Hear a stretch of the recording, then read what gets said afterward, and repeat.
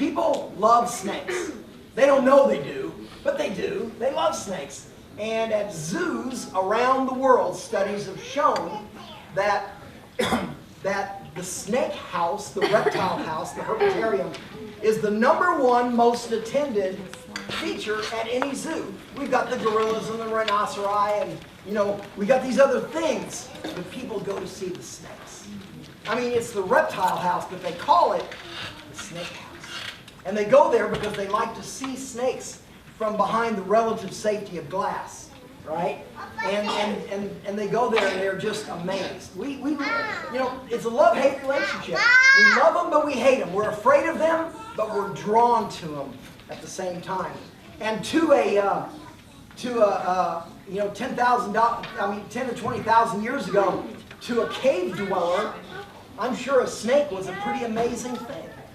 I mean, he may go out to go look for water or hunt, and there's a little twig, a brightly colored branch on the ground with lichens and moss on it. And as he walks by, that twig scratches him. And as a result is swelling and pain and vomiting of blood and perhaps death. That's a pretty magical thing to a cave dweller in France.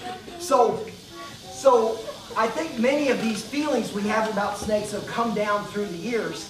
And even today we have people who hate snakes. They don't know why they hate them. They can't give you a reason. But they hate them. And they kill them at every opportunity. Now I love coming to the Natural Science Museum and talking because I'm preaching to the choir. Because everybody here loves snakes and nobody here kills snakes. And so I guess I could just go home.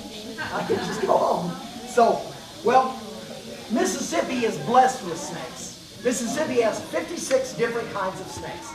We have long ones and short ones and fat ones and skinny ones and blue ones and red ones and polka dotted ones. We've got stripy ones. We have harmless snakes and we have venomous snakes. Now, I don't like to say we have harmless snakes and we have harmful snakes. That's kind of negative. I don't like to say that. But we do have venomous snakes. Now, of the 56 different varieties we have in Mississippi, how many of them are venomous? Who knows? How many? 6. Who told you that? What's that? Good. Actually, only 6. 14%. That's this many. And in the world, 3,600 different kinds of snakes. From this big to this big. And only 14%, this many, can hurt you.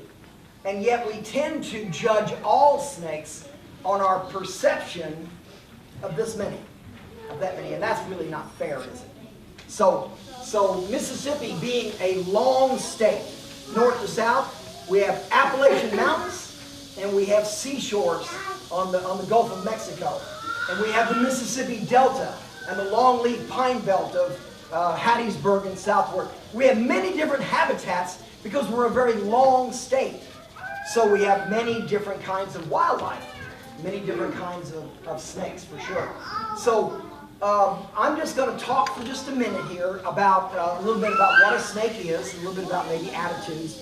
And then I'm going to walk along, like my predecessors have done for 20 years, and address a few of the snakes we have today. Now, those of you that have seen me do a program know that I generally bring 5 or 6 snakes. And we've got a bunch of them today. Everything here is from Mississippi. We're not going to talk about gaboon vipers or king cobras today. Everything here is from Mississippi. So, snakes, of course, are reptiles. I mean, I think everybody knows that. And a snake isn't really that much different from us. I mean, he doesn't look like us, but he's not that much different. He has a heart, and it pumps red blood. He has lungs, or actually 1 lung. There's not room for 2. He has 1 lung, and he breathes air. He can't breathe water like a fish. He breathes air. And snakes are vertebrate animals, so they have a long backbone with approximately 200 pairs of ribs. And these ribs are not connected at the front. Our ribs are reach from around and they connect at the front, and they expand some so we can breathe. But a snake doesn't have a sternum, so his ribs come around and they float. So his ribs can expand for food, babies, for breathing. And then snakes experience fear and they feel pain. They, you know, when it's been shown that when someone cuts the head off of a snake, which is of course how we kill a snake, and that's been alluded to all through literature. You know, if you want to destroy, you know, some society, you cut the head off the snake, meaning you kill the dictator or whatever. We use that. But when a snake gets his head cut off, the snake, his head, his brain, his nervous system goes on to live for a very long time, sometimes hours, having been cut off. He's feeling all of that pain while his head has been cut off. And people have been bitten, and it's really kind of a common occurrence actually, been bitten by snakes who have had their heads cut off. And then there are boy snakes and there's girl snakes. And girl snakes lay eggs or have live babies, depending on the variety. And there's even one snake that, according to its latitude in America, will either lay eggs or have live babies, just kind of depending on its mood. So most snakes lay eggs, some snakes have live babies. And then snakes eat, they drink, they poop. Just like every other animal, right? Like every other animal in the world. And yet, snakes have a bad image. And if you have a bad image, what you need is an agent. And I'm a snake's agent. I'm a champion for snakes. And I hope that when you leave here today, you will maybe look at snakes a little differently. Maybe you will have picked up a few new facts about snakes that you might find interesting. And I hope when you leave here today, you help me spread the good word. You go on and tell other people. And so more people will learn about these most fascinating of Mississippi animals. So let's take a look down here. You will be given an opportunity to walk by so that you can see the animals a little more closely. And but we have a little snake over here called a Hognose Snake, and I guess I can take him out. He's not very big. He's not very big, but he's fun. This is a snake that your grandma calls a spread natter or a puff adder, and that's a hognose snake. His nose turns up on the end like a what? He's a hognose snake. So what's his nose turn up look like? Like a pig, right? And the hognose snake was once common throughout Mississippi and is now becoming more and more rare with each year. Now this one right here is lead colored, just kind of gray colored, but this is a fascinating snake. It comes in 31 flavors, just like ice cream. What do I mean by that? They come in different colors. This one is gray, and he has his little turned up nose like a pig there, but his brother may have been yellow with black spots, or may have been bright red with black spots, or solid red, or green.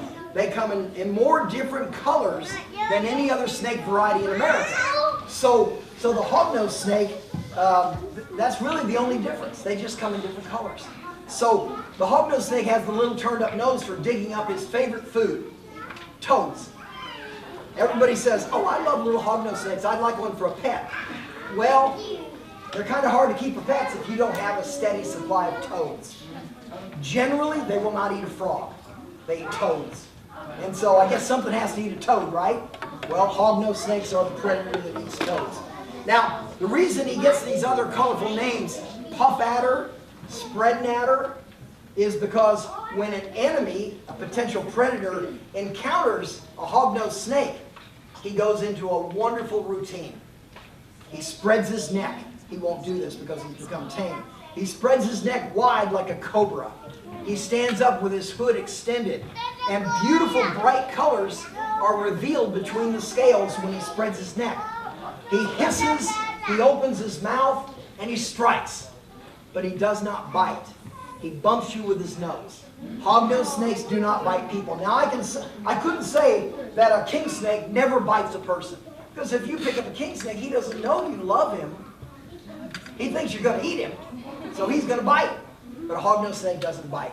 He relies on this ruse of looking ferocious and dangerous. And he spreads his neck, opens his mouth, roars and hisses, curls his tail up like a thimble, like a watch spring. And he spreads a noxious musk. So when he gets that smelly stuff on you, all you want to do is leave him alone. And many snakes do that. Now, if you're persistent and you're not afraid and you don't run away when he goes through this big act, stick around for Act 2. Because suddenly he'll roll over on his back. And he'll begin flipping and rolling and writhing around.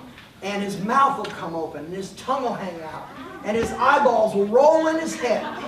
And blood will come out of his mouth. And in a moment or two of this flipping and rolling around, the death scene, which every actor wants, the death scene is complete. We have a dead hognose snake. Now, how does that help him? Well, some animals will kill a snake, but not eat a snake. And my wife and I one Sunday morning got a call from somebody in Clinton. We went to their house expecting this giant snake. And in fact, it was a hognose snake. And when I picked it up, it fell over dead. And the fella who owned the house sneaked up and he said, I know that snake. And I said, oh, you know hognose snakes? He said, no. I know that snake. He said, a year ago, that snake was in my garage. And I grabbed a shovel to kill him, and I just turned my head and I chopped at him. And when I looked back, he was dead. And I threw him over the back fence. And that snake lost his tail in the encounter. But he didn't lose his head. And the fellow said, I did my job, he's dead. And that particular hognose snake laid 40 eggs at my lab. And had he killed that hognose snake, he would have killed 41 hognose snakes. So she saved her life by playing possum. Now, how do you know that the snake is still alive? I mean, he's on his back, his blood coming out of his mouth. Well, roll him back. Roll him right side up. And instantly, he rolls over again. Because I guess he believes any truly dead snake should always lie on his back. Not many of these left in Mississippi anymore. They're more common in extreme north and extreme south Mississippi. Fire ants are probably a component in their demise. Fire ants have been shown to prey on the nest of hognose snakes. They find the nest where the female lays her eggs in the sand, and they destroy the eggs. So, it's, likelihood we're not going to see more populations of hognose snakes spring up over the years. But ask your grandma and grandpa if they ever saw a spreading at her, and they'll probably tell you a story that sounds a lot like that. Now, throughout Mississippi, we have a lot of water. We have swamps and waterways and ditches and oxbow lakes. So naturally, we have a lot of aquatic snakes. And over here are four varieties of aquatic snakes you can find around your pond or when you're fishing. Now, all of these water snakes, we have the diamondback water snake, not diamondback rattlesnake, diamondback water snake, probably the most common water snake in the Jackson area. A Midland water snake, which is a stream or river species, and the yellow belly water snake, who this one was at the bottom of a horrible swimming pool with a primordial ooze at the bottom, which I immediately slid right under. And I removed that snake from a fellow's swimming pool a few weeks ago. These water snakes travel overland. You find them in your goldfish pond, and they eat those $200 koi. And in rainy weather they travel, but generally they live around waterways.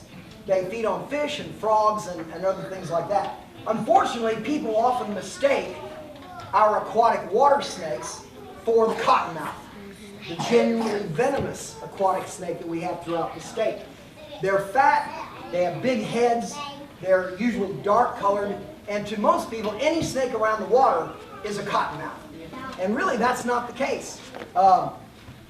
Places like Lake Washington up in the Delta, a huge oxbow lake, is full of water snakes. There's tens of thousands of them there, but there's virtually no cottonmouths. Now you can't tell the people who live there that, but that's the fact. What it is, cottonmouths eat water snakes. And we find situations where there are many water snakes, but no cottonmouths. And over here, we have lots of cottonmouths, no water snakes. And that's how we often find those habitats. So they're big, they're not brightly colored generally, they have big heads. And if you try to pick one up, he's going to bite the fire out of you. They also smell bad. Many snakes have a defensive musk they release when an enemy comes. So, you know, to pick one up is sometimes not a real pleasant experience. But they often tame down in captivity or, you know, for a program like this. Now, let me see. Aquatic snakes. We have another aquatic snake here.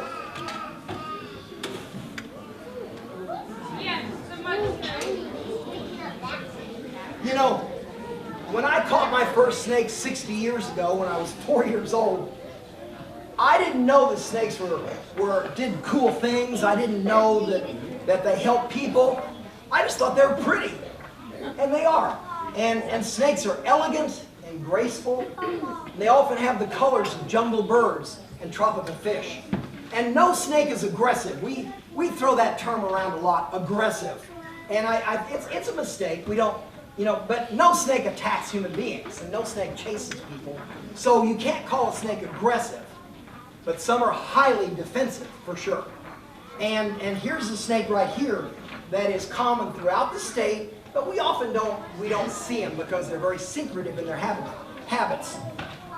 Mississippi is a state that is acclaimed for their authors and their storytelling. You know, William Faulkner is considered to be the finest writer that the planet Earth has ever produced. And Eudora Welty and Jerry Clower. You know, we've got all kinds of people who came from Mississippi who write stories. And some of the stories about snakes are almost as good as some of the stories that they wrote. It is part of our history and our heritage. This guy right here, this is a Mississippi stinging snake. Mississippi stinging snake. Black on top, red underneath. If you encounter one of these snakes, nothing good is going to happen to you that day. Because when he sees you, he's going to run you. He's going to chase you. And you're going to take off. And your heart's going to be racing. And your knees are going to be shaking. And your eyes are going to be big. And your hair's going to be standing on end. Your hat's going to fly off as you run across that pasture. And this guy, unlike any other snake, will take his tail. He'll put it in his mouth and he'll bite it. And he'll make a hoop.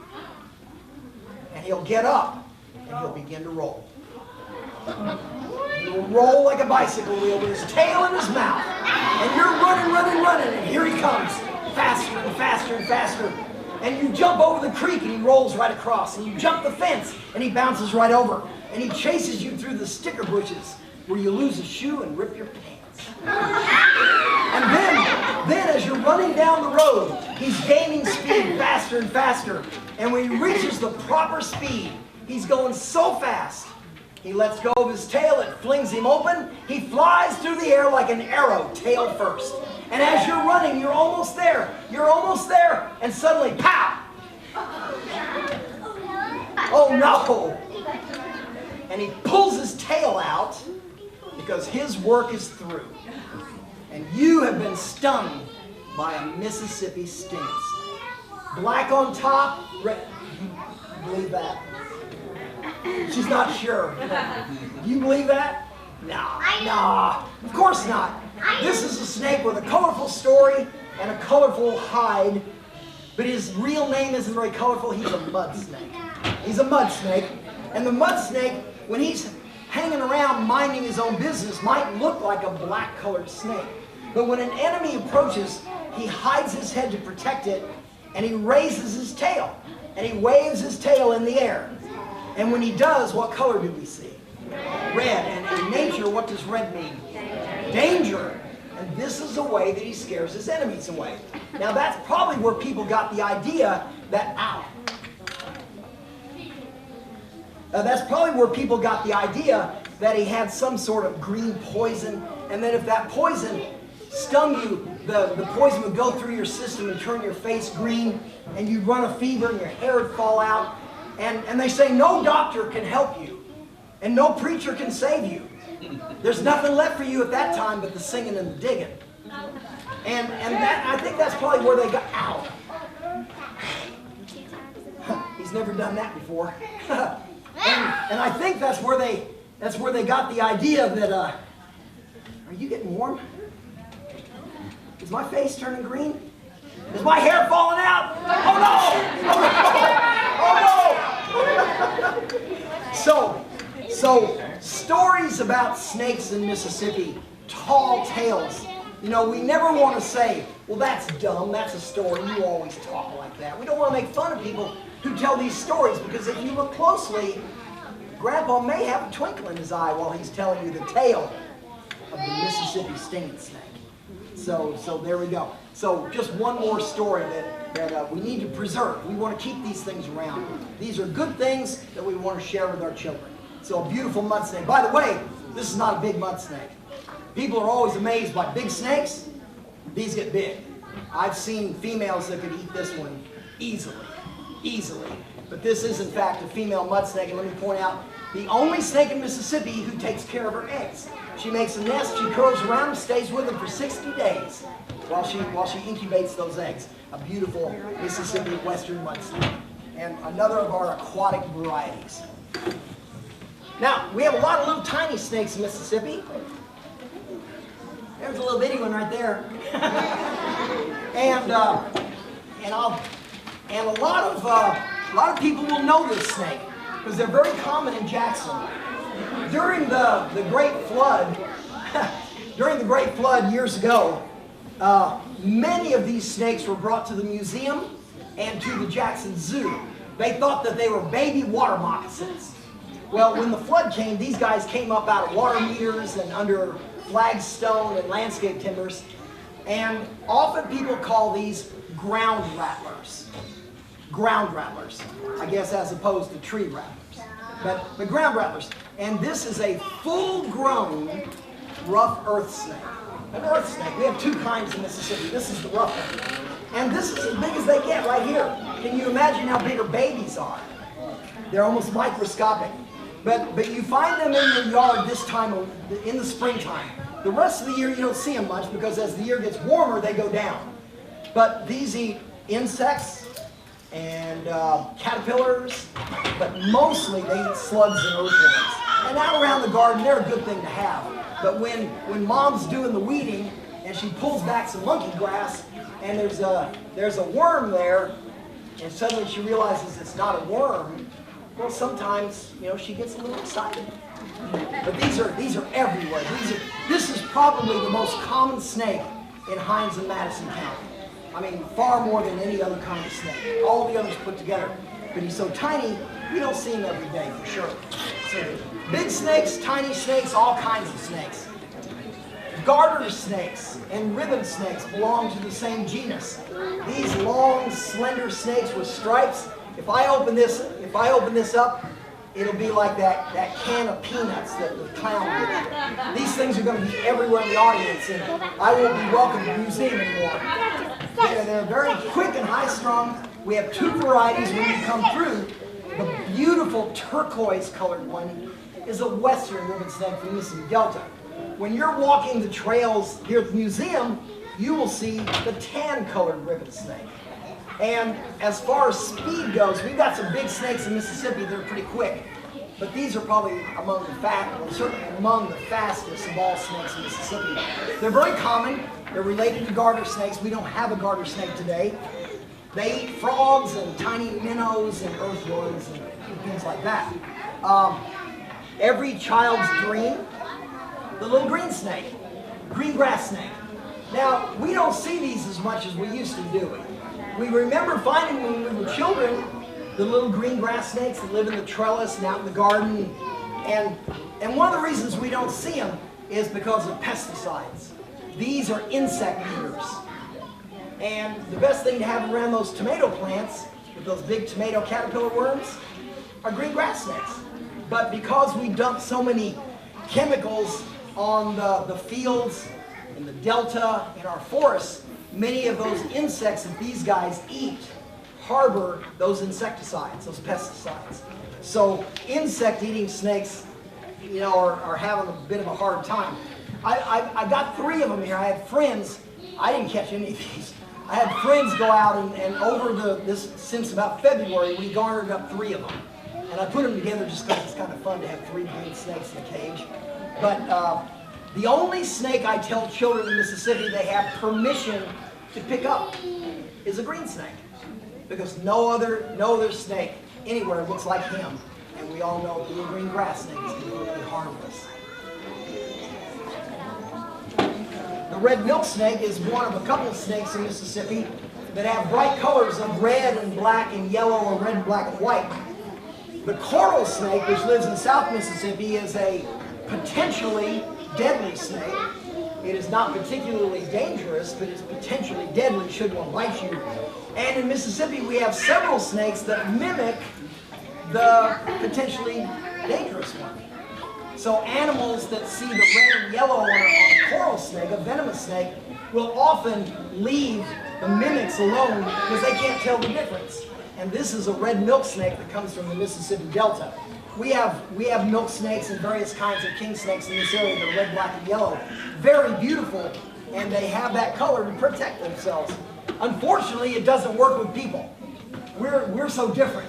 A raccoon might leave him alone and say, that's a coral snake, I'm not going to mess with him. A person sees it and says, that's a coral snake, I better kill it. So it doesn't work with people at all. Now, luckily, these two snakes are pretty common in Mississippi. This is the lesser of the common. Well, I should say, actually, these are not that terribly common in Mississippi. This is a corn snake. Now, are you watching my cage to make sure he doesn't crawl away? Okay, so this is a corn snake. A corn snake belongs to a larger group of snakes we call, very appropriately, rat snakes. And the corn snake is one of the most beautiful snakes found in the southern United States. Orange and red and beautiful underneath. Look at that. Looks like a piano. And the corn snake again is well, I'll tell you in advance here, if you see me reach in a cage and take out the snake, it is a non-venomous snake.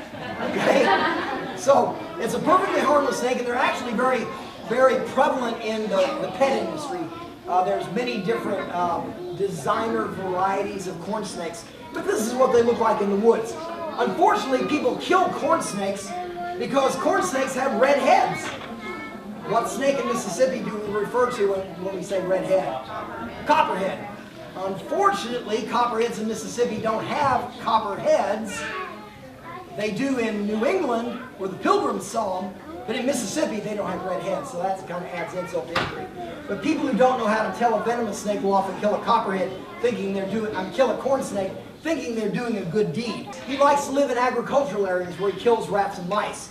Now, rats and mice eat our food, they destroy our property, and rats and mice spread disease.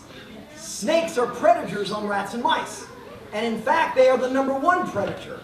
Hawks and owls eat rats and mice, coyotes and bobcats eat lots of rats and mice. Snakes kill more rats and mice worldwide than all other predators combined. This is our frontline defense against Kingdom of the Rats.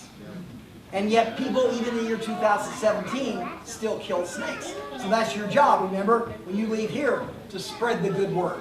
So this is a beautiful corn snake. Old Bob has been used in programs now for over 20 years. All right. And this is Grandma's snake. Years ago, when our grandmas were little girls, in that time in Mississippi, most people lived in the country. And only a few people lived in town. Now it's the other way around. But if you lived in the country, then you had chores. And Grandma's chores, when she was a little girl, she couldn't drive a tractor. So she'd go out to the hen house and gather what? Eggs. Because you didn't get your eggs at Super Walmart. You had to have chickens. And sometimes gathering eggs in Mississippi got very exciting. Because as she reached into the nest, and she pulled this out, well, her heart started racing, her knees started knocking, her eyes bugged out, and her hair stood on end. She was so afraid she couldn't even drop him. And Great-Grandpa heard, and he came running. And back in those days, they killed snakes. They chopped his head off. And little Grandma had to sit on a box and compose herself, as Southern ladies do.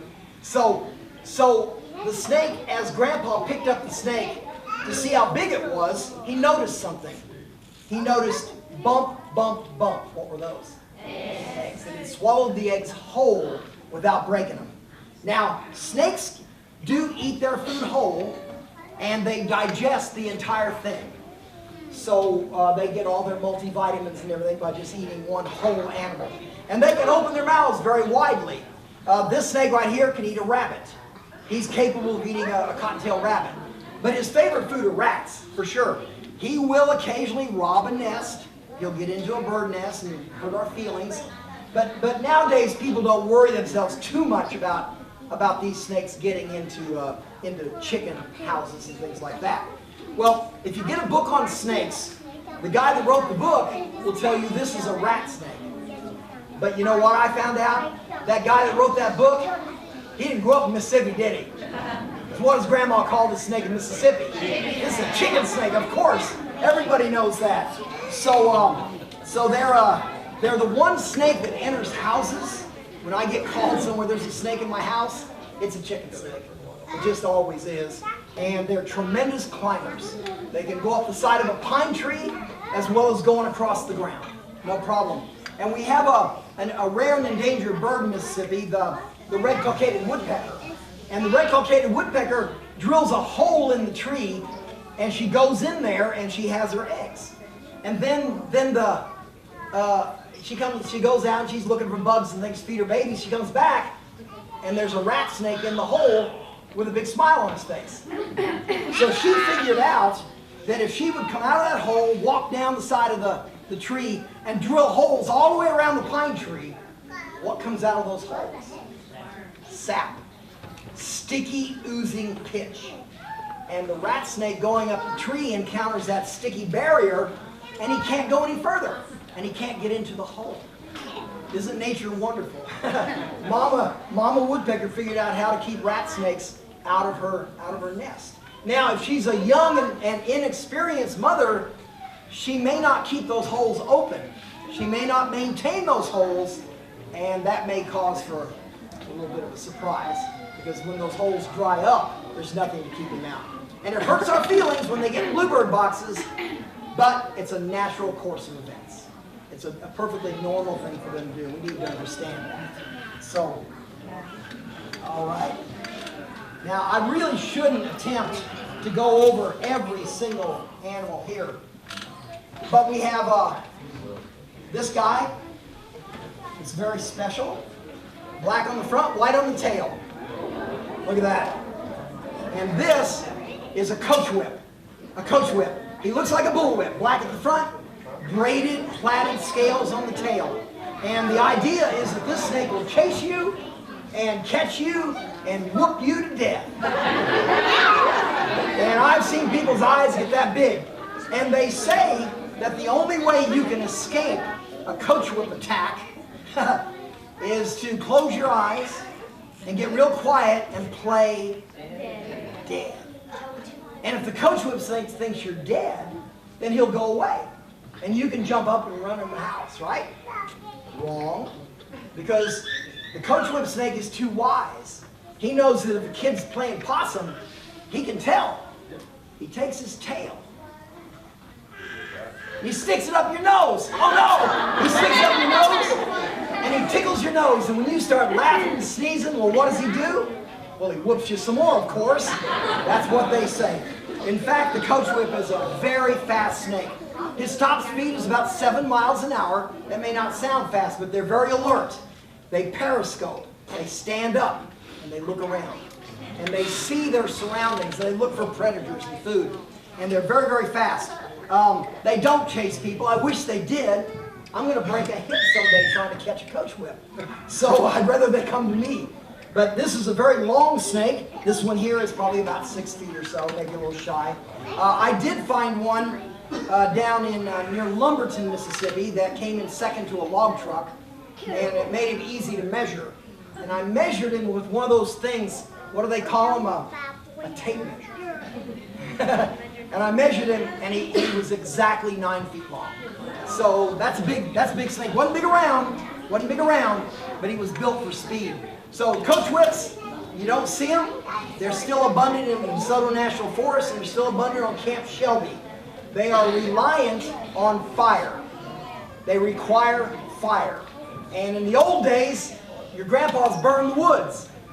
And lightning came in April, and with the April showers. And the woods burned off, but Smokey the Bear told us that fire was not good. And we suppressed fire. And as a result, we lost many species. So where do we find coach whips? Well, Camp Shelby, where they occasionally shoot something in the air, and it comes down, starts a little fire. And as actually, Camp Shelby is managed with fire on purpose. And as a result, we got coach whips. But outside that area, they have pretty much disappeared. Sad thing. There's another animal with a good story, with a good tale, right? Back he goes. Right. Speckled king snake. This is a ubiquitous snake. Most people who have an interest in nature know what a king snake is. King snakes are speckled like salt and pepper. This is grandma's salt and pepper king snake. They are rodent killers, but they eat other things too. And they get their name king snake from their tendency to hunt and kill and eat other snakes, particularly venomous snakes. Now in the old days I said, well, he'll eat anything. He'll eat a green grass snake. He'll eat a cottonmouth. Doesn't make him any difference. Well, now we know a little better. When in fact, these guys prefer pit vipers. Because a little green grass snake, that's just a green piece of spaghetti. And for the same amount of energy output to eat a green grass snake, he can eat a copperhead and get a much better meal. So, because people recognize this, then many times Grandpa killed every snake he saw, but he didn't kill a king snake. He spared the king snake's life. So I guess it was to him the lesser of two evils. And to think that a rattlesnake, for example, is less valuable than a king snake, because we don't want rattlesnakes around. King snakes eat rattlesnakes, so king snakes must be good snakes. All snakes are good. And the rattlesnake's life in nature, his role in the ecosystem, is no less important than a green grass snake or a king snake. They're all equally important, and they should be preserved as a result. We find these in neighborhoods. We find them out around barns.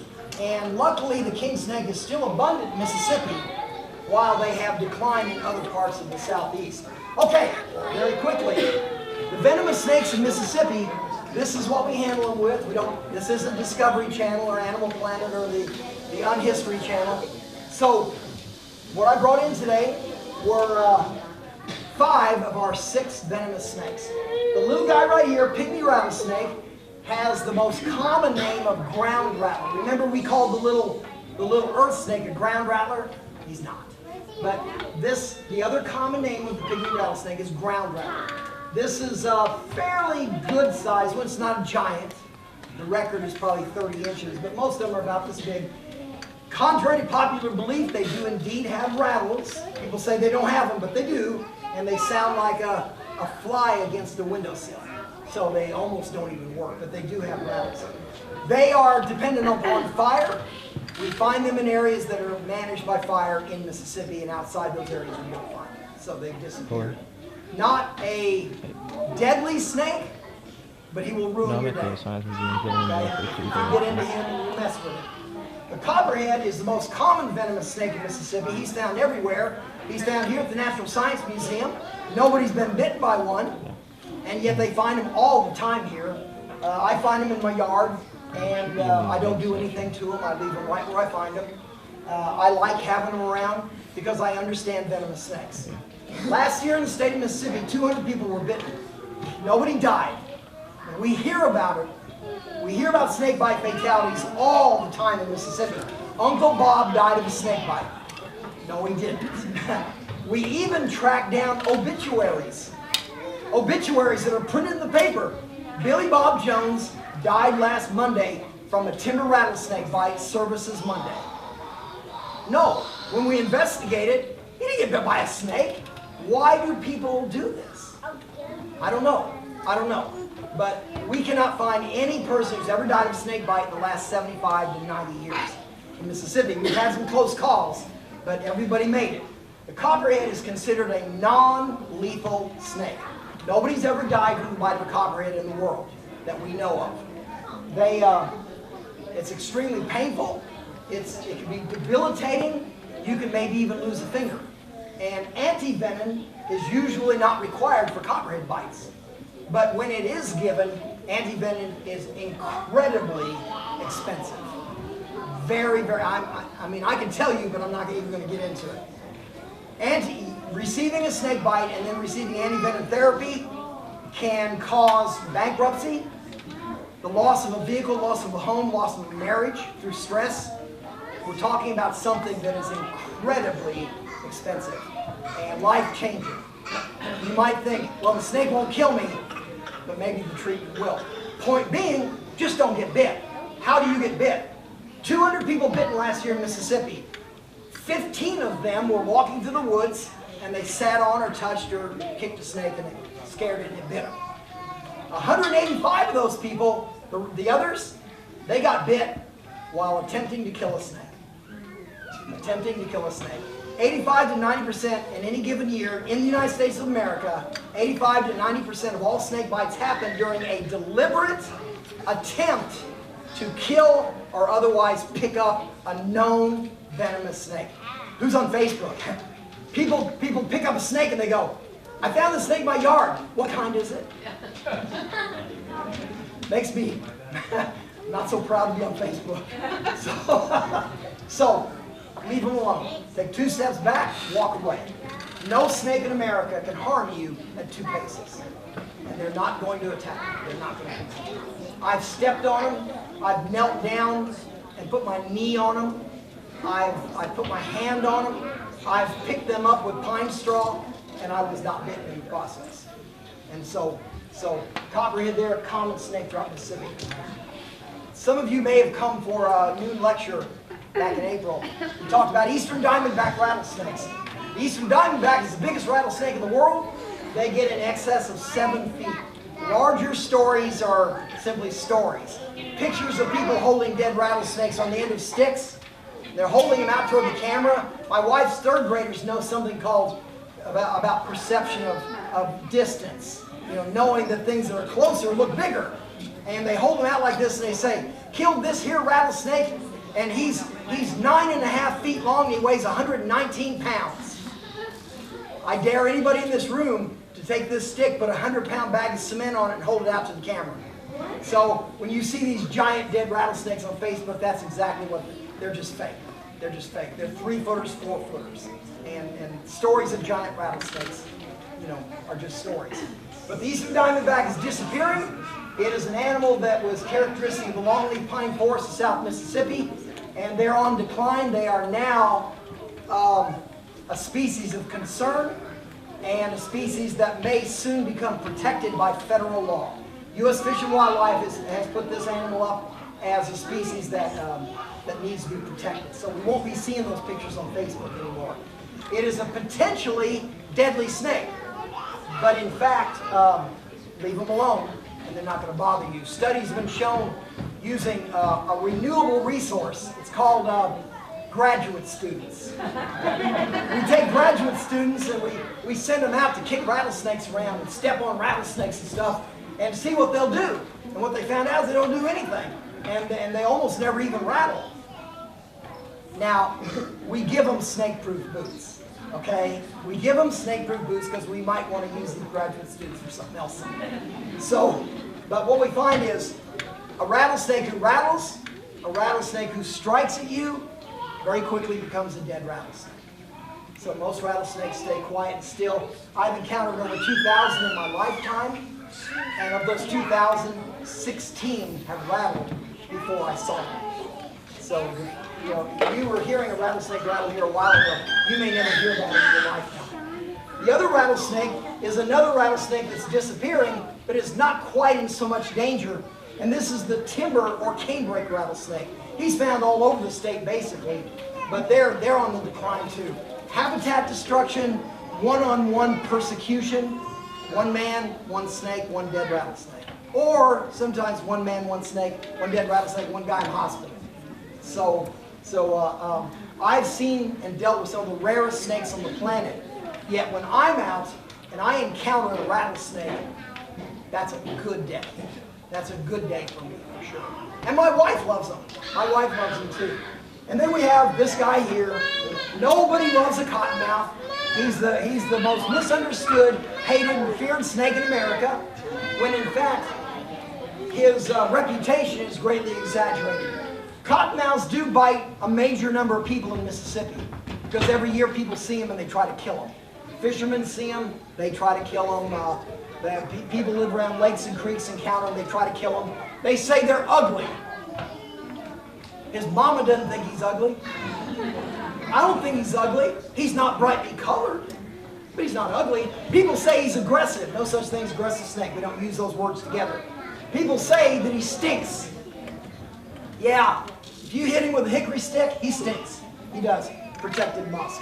So treat the venomous snakes with respect, as we do all wildlife, and teach our children.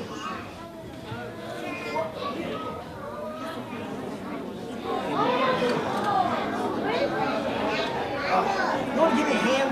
Come up here and give me a hand. Yeah, come on. You not going to do it? You do it? I'll do it. Come on. Hey. Here, you take some snake. There you go. No, you go sit down. You weren't going to do it. What we have here is a wonderful snake. This is an indigo snake, eastern indigo snake. They were once found from South Mississippi all the way to Key West, Florida, and up to South Carolina. Never did they come inland more than about 80 miles or so. They lived in the longleaf pine forest. But when the longleaf pine forest was cut in the 1920s, many species of snakes and other wildlife disappeared. The indigo snake is the largest native snake in America. And in the old days, they got 10 feet long. And this snake, I'm going to estimate, my indigo snakes are at home in my lab. I know how big they are. And this one looks about the same size, about 6.5, 7 feet. So she's got a ways to go. They are gentle. I've never known one to bite a person. But unfortunately, this icon of the southeastern United States has disappeared. And the last wild indigo snake in the state of Mississippi died back in November 1935. There are no more indigo snakes in Mississippi except for these guys. And that's really sad. But you know what? All us old folks in here, when we came home from school, we did our homework and we went outside. And we climbed trees. And we went to the creek and caught tadpoles. And we stayed outside till our mothers chased us after dark. And now children come home from school and here's their exercise right here. And because of so-called nature shows on TV, Turtle Man, because of so-called nature shows, children are not being exposed to nature in a positive manner. So it's up to us as older folks to get these kids outside and get them interested in science and nature, zoology, whatever. So today, I guess the take-home message is take 2 steps back and walk away, and no child left indoors. So thank you for coming out today. Don't go anywhere, because in a moment, we're going to walk out that door. We're going to circle around, come in this door, and we have volunteers who are going to take out a few snakes. And as you go by, you can look at them more closely, maybe touch one, and let's have a hand for our brave volunteer.